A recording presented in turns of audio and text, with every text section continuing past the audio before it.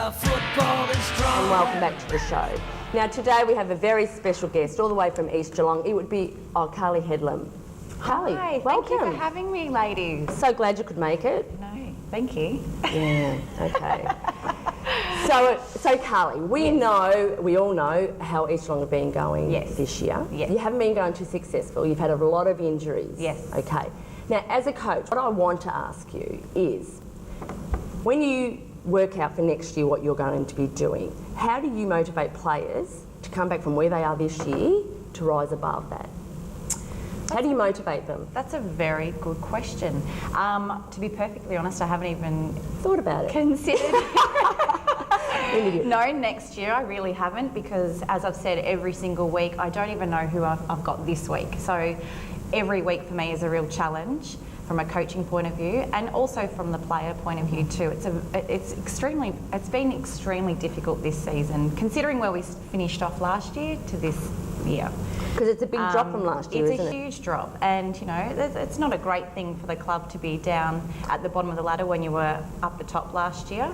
But the girls that we do have at the club have been fantastic, and I know that they'll be loyal to the club next year, and they will be there next year as well. So that's a huge positive to keep the numbers. Okay. Yeah. And what about you? Me? Are you coming back to play, or what are you doing? I'm not really sure. I still haven't had my knee reconstruction, which was a big thing for me this year. So then that's a no, but that's a total year, so you're out. For a playing point of view, obviously I'm not playing again. But coaching, I really haven't even considered it. I need to get over the line in the next 2 weeks, I suppose, get through this season, which has been so difficult. So the rest of the club, Yes. tell us how they're going this year. So Very obviously well. we talk a lot about the A grade. Let's Yep. go through B Yep. right down to the juniors and talk about where they're at and how finals look for them. Yeah, look, B grade have put in a stellar performance in the last 8 weeks. They've had 8 wins in a row. The start of the season was very ordinary. They sit 6th. Yeah, and look, we were relying on North Geelong to lose last week against Werribee, and they won. So that, I think, will take us out of the top It will, five. because you're Yeah. in B grade, you're actually 6 points behind 5th Correct, place. So correct. 2 games left, you'd have to win both of those. Correct. So really is that disappointing. achievable for B grade? Absolutely, it's definitely achievable, and that's how I want to finish the season, and that's how all the girls want to finish off, with winning. You know, the straight. Belpost still play North Geelong in the last game too. So will the result of that B grade game impact on your girls? Definitely, but we were relying on North Geelong to lose 2 games. Okay. So yeah, it has knocked them out. In terms of C grade are sitting, I think they're now 4th.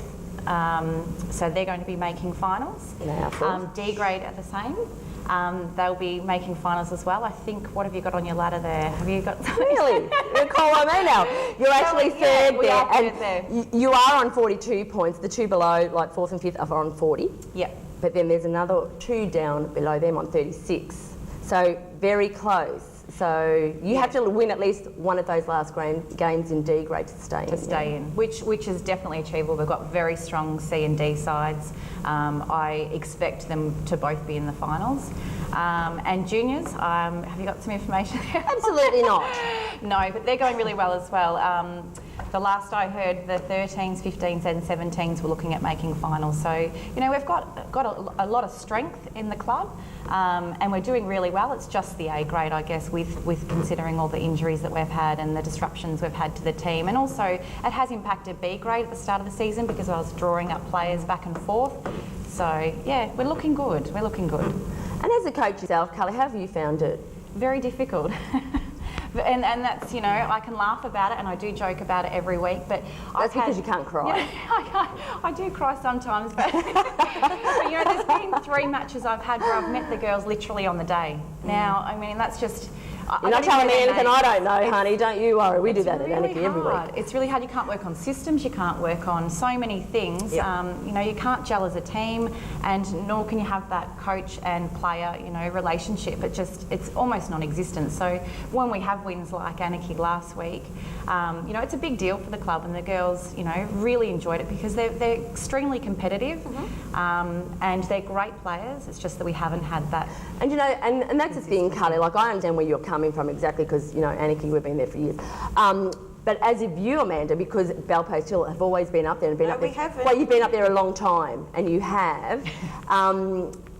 you know, for you, as a team. There was quite a few years there at Bellpost Hill where we were getting beaten by 60-odd goals a game. How long ago was that? Oh, A long time, because she's prehistoric, this one. I can remember. But anyway, she can remember. But the thing is, Carly, and as we said, like, to keep the morale up at a club such as ours, it's really difficult, isn't it? Yeah. But as long as you can keep positive and you know, put that back on the players, hopefully they have that sense of confidence in you again to keep going forward next year. Absolutely, yeah. Yeah. So looking forward to next year, obviously. And will you be coach next year, by the way? I'm not sure. Oh, I'm not really? sure.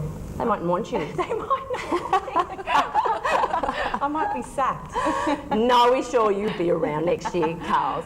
Listen, Carly, thank you so much for coming, and we really appreciate Thank it. you for having me. And we'll see you in the next segment. But Amanda, we're going to go to a break right now. No, we're not. We are going to go to flashbacks. We That's are segment flashing back. We're We're going to flashing back. flashbacks. And in actual fact, it's North Geelong and Thompson today, and it's back in 08, I think July 08, isn't it, girls? It is, correct. And round 14. Geelong and District Football League.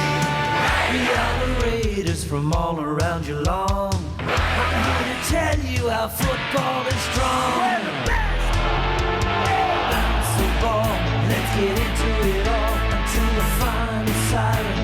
No team can fall, fight to win, risking head and shin, never giving in. GDFL, Geelong and District Football League. We are the Raiders from all around Geelong. I'm here to tell you how football is strong. We're the best. Bounce the ball, let's get into it all until the final siren. No team can fall, fight to win, risking head and shin, never giving in. GDFL, Geelong and District Football League. We are the Raiders from all around Geelong. I'm here to tell you how football is strong. We're the best. Bounce the ball, let's get into it all until the final siren. No team can fall, fight to win, risking head and shin, never giving in. GDFL, Geelong and District Football League. We are the Raiders from all around Geelong. I'm here to tell you how football is strong. We're the best. We hope you enjoyed those flashbacks. Now we are going to take a break, and we'll see you soon. Tell you how football is strong. We're the best. Bounce the ball, let's get into it all until the final siren. No team